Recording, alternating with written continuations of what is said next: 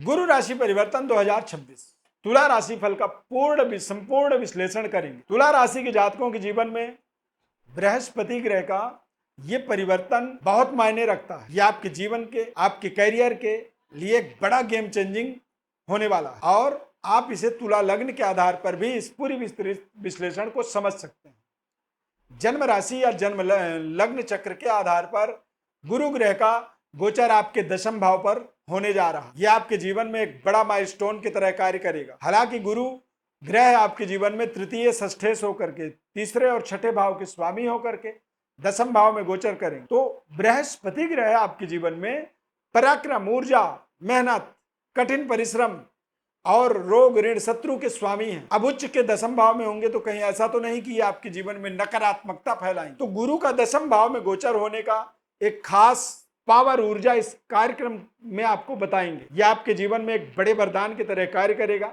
ध्यानपूर्वक कार्यक्रम को अंत तक आप देखिए। मैं श्वरविंद दिव्यव्रत ज्ञान चैनल में आपका बहुत बहुत हार्दिक स्वागत करता हूं।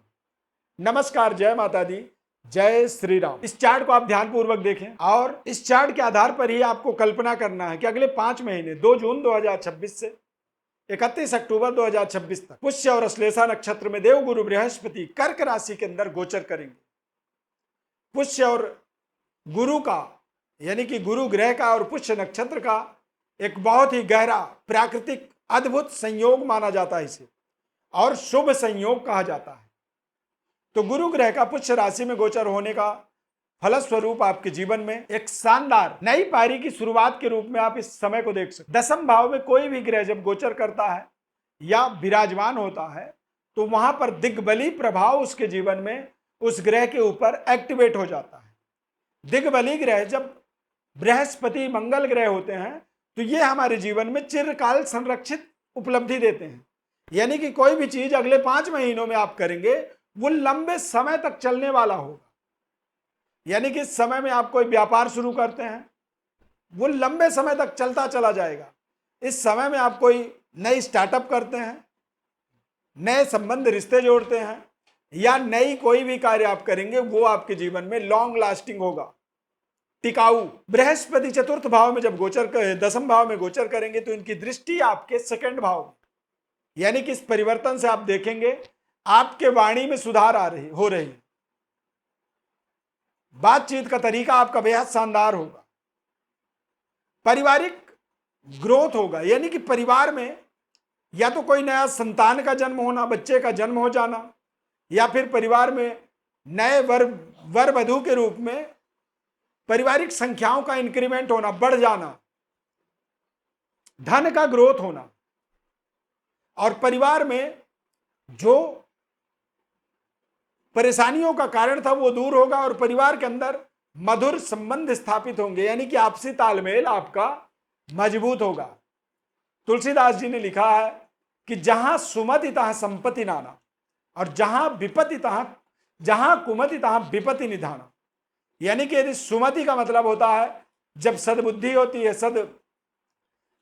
सही विचार व्यक्तियों के आपस में मिलते हैं तो वहां पर तरक्की होती चली जाती है। संपत्ति नाना प्रकार के धन धान्य की प्राप्ति होती है। तो बृहस्पति की पहली दृष्टि आपके द्वितीय भाव पर पड़ने वाला है। सप्तम दृष्टि आपके चतुर्थ भाव पर पड़ेगा।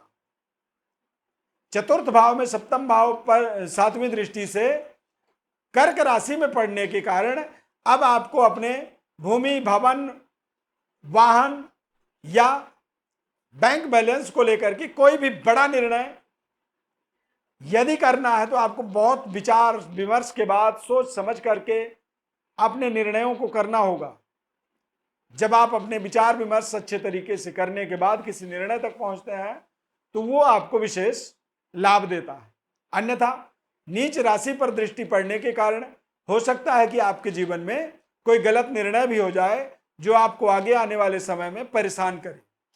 छठे भाव के ऊपर दृष्टि पड़ना, यानी कि अपने ही घर को गुरु ग्रह देखेंगे तो ये एक तरह से विपरीत राजयोग का निर्माण कर देंगे। षष्ठ भाव को देखने लगे, षष्ठ भाव में बैठ जाए तो ऐसे समय में कई बार विपरीत योग बन जाता है।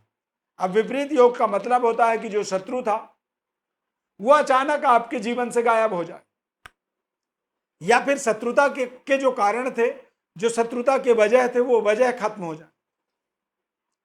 तो ऐसे तमाम ऐसे आपके जीवन में शुभ संयोग इस राशि परिवर्तन के माध्यम से बनने जा रहा है। कारोबार व्यापार में एक बड़ी उपलब्धि ऊर्जा आपको मिलेगी, नए जॉब अपॉर्चुनिटी आपको मिलेंगे और करियर में उच्च स्तरीय प्रभाव बनेगा। पर ध्यान रखें, गुरु ग्रह जिस जगह में बैठते हैं उस जगह को कमजोर करते हैं। आपके करियर में कुछ आपके विरोधी, आपके शत्रु पक्ष के लोग हावी हो सकते हैं, वो आपको पद प्रतिष्ठा से नीचे गिराने का कार्य करेंगे। तो ऐसे समय में आपको अपने रणनीतिक बदलाव करने होंगे, यानी कि बहुत ही गोपनीय तरीके से अपने कार्यों को अंजाम देना होगा। बिना सवाल किए किसी को भी कोई जवाब देने की जरूरत नहीं रहेगी। अपने वाणी पर आपको विशेष नियंत्रण रखने से आप अपनी योजनाओं को सीक्रेट रख पाएंगे। कम बोलने से आपको बड़ी सफलता मिलेगी। ज्यादा बोलेंगे आप परेशानियों में फंसते चले जाएंगे। भाग्योदय का आपको अनुभूति होगी। संबंध रिश्ते आपके बेहतर जुड़ेंगे। दिग्बली गुरु शुभ मंगल कार्यों से जोड़ता है। महिलाओं के लिए तो यह बेहद शानदार समय रहेगा। नए नए जीवन के सुख सुविधा, कपड़े, आभूषण इत्यादि आपको प्राप्त होंगे और पति पत्नी का जो तालमेल होता है उसे संतुलित बनाएगा। अविवाहितों के लिए विवाह जैसे शुभ संयोग, अच्छे रिश्ते, अच्छे संबंध रिश्ते जब आपके जुड़ेंगे तो आपका कॉन्फिडेंस, आत्मबल विस्तार होगा। देश विदेश तक आप पहुंचने की योजना पर काम कर रहे हैं तो आपको देश विदेश तक पहुंचने की आपको एक कनेक्टिविटी मिल जाएगी, परमिशन मिल जाएगा, आदेश प्राप्त हो जाएगा और आप लगातार अपने जीवन में एक सफलता के तरफ आगे बढ़ते चले जाएंगे। ये आपके लिए एक बड़ी माइलस्टोन की तरह कार्य करेगा। निश्चित रूप से ये समय अपने आप में बेहद सकारात्मक होगा, ऊर्जावान होगा, परंतु ध्यान रखें, गुरु ग्रह आपके लिए एक तरह से संघर्षों को बढ़ावा भी दे सकते हैं। तो इस समय अवधि में आपको बृहस्पति ग्रह की विशेष आराधना स्तुति करनी चाहिए। भगवान गणेश जी की आराधना करनी चाहिए और बृहस्पति ग्रह के बीज मंत्र का जप करना चाहिए। ओम व्रीम बृहस्पतये नमः।